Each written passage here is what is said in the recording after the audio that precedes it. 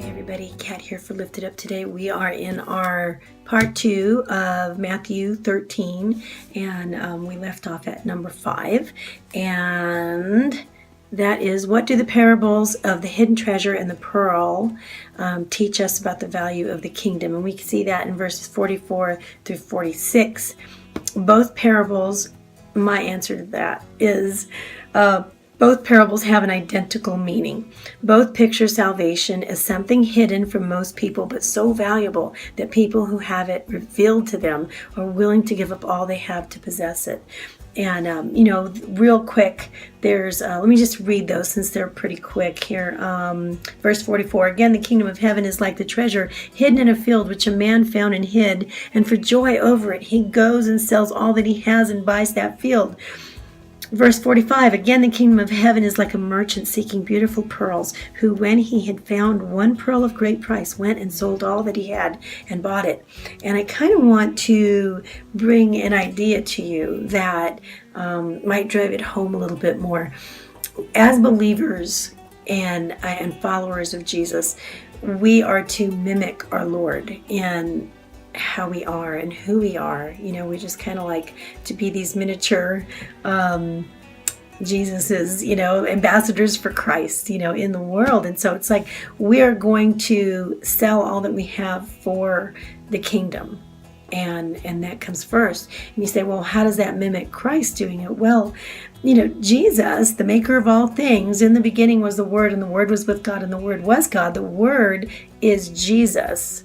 That's who that is. So all things that were created through him, and nothing that was created was not created without him. That's what the Bible tells us. And it's like, he gave up being, his throne and being over all things everywhere that was ever made. And he gave everything up so that he could buy the field and buy the pearl, the kingdom of heaven, right? Who's the kingdom of heaven made of?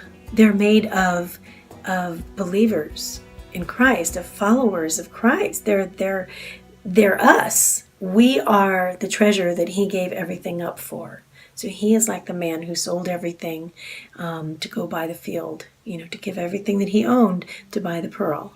And that's what Jesus did, because that's what we were. We were his treasure. And so as Christ's followers, we're to mimic his behavior, and we put the kingdom first as well.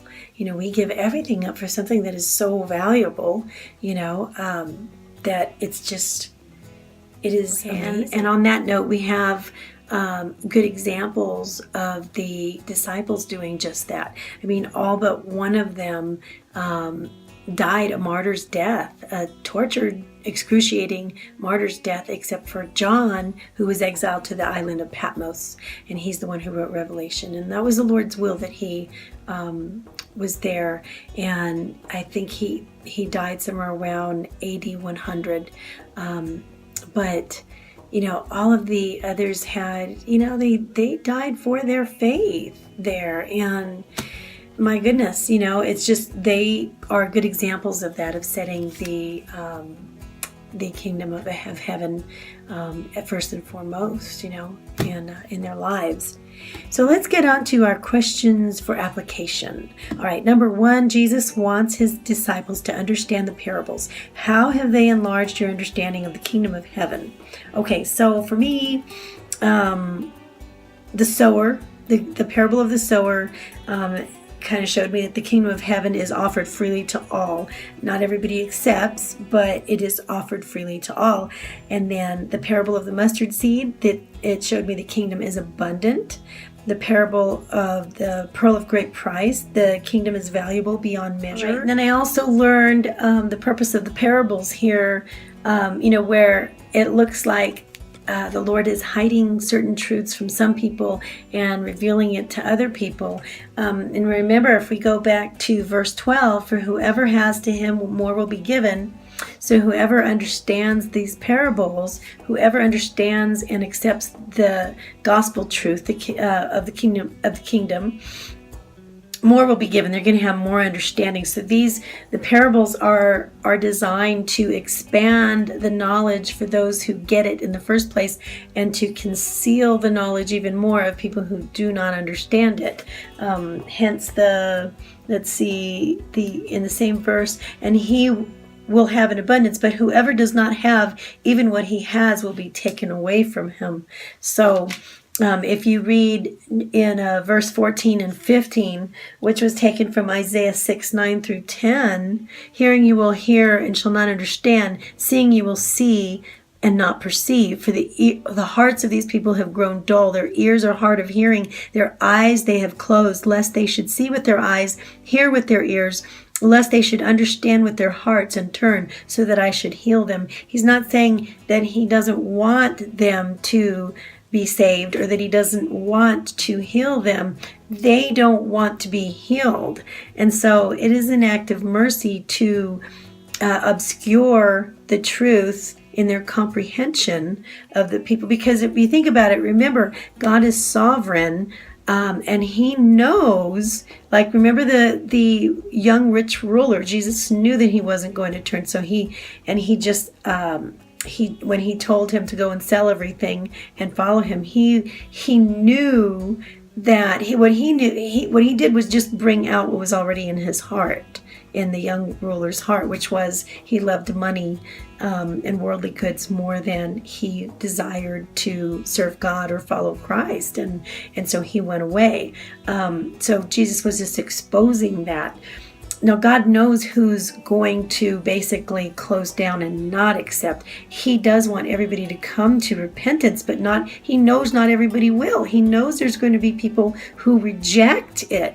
And so as another act of mercy, because he shows mercy all throughout his word, it is who he is. God shows mercy. Those people, if they knew, the people who would turn away from the gospel, if they knew even more and understood even more, they would begin and still turn away, because they will turn away. They're going to be under greater condemnation and greater judgment for that. So it's an act of mercy that they don't even understand more, because then they'll be held under even more accountable judgment for that. And he knows that they're not going to. So it's an act of mercy to try to keep them from even greater. It's just, that's what it is. He doesn't want anybody to suffer. He doesn't want anybody to not be saved, as we saw, in an earlier verse. And so, where are we now on that? Then we have the parable of the householder, which was, Jesus was telling the disciples, he said, therefore every scribe instructed concerning the kingdom of heaven is like a householder who brings out of his treasure things new and old. And so basically he was saying the disciples were not to spurn the old for the sake of the new. Rather, the new insights they gleaned from Jesus's parables were to be understood in the light of old truths, and vice versa. And so he's telling them, and if you remember when he told the Pharisees, out of Hosea 6:6, for I desire mercy, not sacrifice, and acknowledgement of God rather than burnt offerings. Basically, he was saying, you have the Old Testament where God gave them the law, and then when Jesus came to fulfill the law, he said to fulfill the law, he's basically showing them really the full extent of what he meant by giving the law. And so I want to give you a real quick example of that kind of thing. My kids, I give them play money. We give them a system of play money where they have these envelopes and they do chores and different things, or they go above and beyond about something, and then they get some play money, little dollar bills, and they put it in their little envelope. We have a treasure box system, so I fill it with dollar store things and things that they can buy, and so every now and then we'll have a store day, and they can bring out all of their money and they can buy things, and they're really happy about that. They love that. But when they do something wrong, when they do something they're not supposed to do and they're disobedient. One example of that is they're not supposed to leave their shoes outside. They'll go out on the trampoline, they take off their shoes and they leave them outside. It's a big no-no because we have a puppy and he likes to tear shoes to shreds. And it's happened many times and it drives me up the wall. And so if they leave their shoes outside, they have to pay me $2 out of their play money. And that's a fee that they have to pay for that. It's a fine, and they get fined for leaving their shoes outside. And so, I noticed that a couple of them, it seemed like they leave their shoes outside, and I would get so upset, and I'd say, you need to give me $2. Well, they were real happy to throw $2 at me as if that was going to keep Mom happy. Here's your $2. That's all you want. And it's like, no, it's not what I want. I don't want your money. I really want you to listen. And that's what I really want, is that I want you to acknowledge and respect my rule that you don't leave your shoes outside. I want you to respect me enough to listen to me. That's really what I want. I don't want your $2. That's really, it's not what I want. I mean, it's just that I carry through and discipline them and ask them to give me that money so that they can feel a sting and hopefully change their way. But it's really not changing their heart in the way that I want to, for some of them it works and for some of them it doesn't work so well. So, all kids have different learning styles, so you kind of have to tailor it a bit. But in any case, getting back to this, what Jesus was saying about the householder here is that, it's like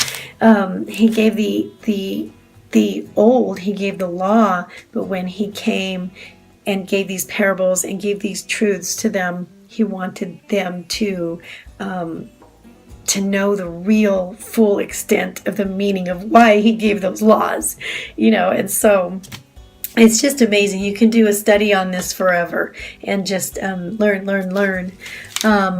Let's go on to number 2 of the personal application question, and that is, Jesus also wants us to respond to what we have heard and understood throughout this chapter. What types of responses does he desire?